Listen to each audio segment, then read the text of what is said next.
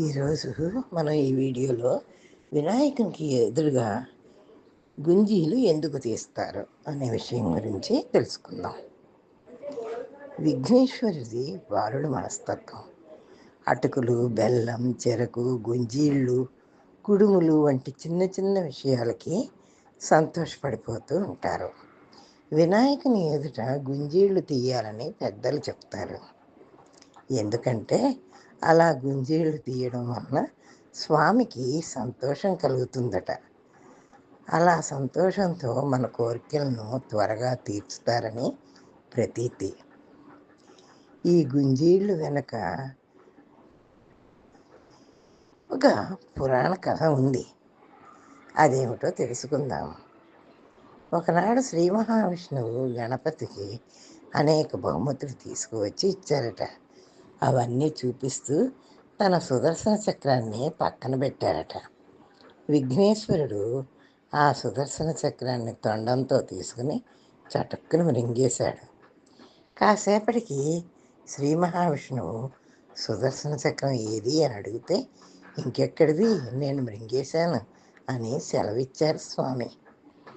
మహావిష్ణువు తన సుదర్శన చక్రాన్ని ఎలా బయటికి తీయాలా అని ఆలోచించి చివరికి చెవులు రెండు పట్టుకుని గుంజీలు తీయడం మొదలుపెట్టారట.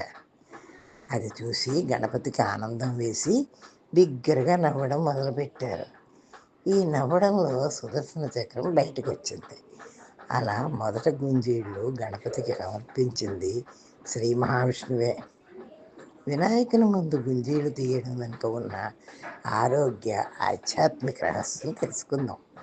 వినాయకుడు మన శరీరంలోని మూలాధార చక్రానికి అధిపతి. మన శరీరం మొత్తం మూలాధార చక్రంతోనే ముడిపడి ఉంది. ఇది సరిగ్గా మనం కూర్చున్నప్పుడు వెనుముకకు క్రింది భాగంలో చివరగా ఉంటుందన్నమాట. గుంజీలు తీసేటప్పుడు ఈ చక్రం చైతన్యవంతమై మనలోని ఆధ్యాత్మిక పురోగతి వృద్ధి అవుతుంది. గుంజీలు తీసేటప్పుడు మన ఆరోగ్య పరిస్థితి ఎలా ఉందో తెలుస్తుంది. సాధారణంగా మన నాసికంలోని 2 రంధ్రాల నుండి ఒకేసారి గాలి పీల్చడం కానీ వదలడం కానీ చేయం. ఏదో ఒక రంధ్రం మాత్రమే ఉపయోగిస్తాము. కనీసం మనకి అవగాహన కూడా ఉండదు. ఒకసారి కావాలంటే మీ నాసికా రంధ్రాల దగ్గర చేతివేలు ఉంచుకొని పరీక్షించండి. ఇది మీకు అర్థమవుతుంది.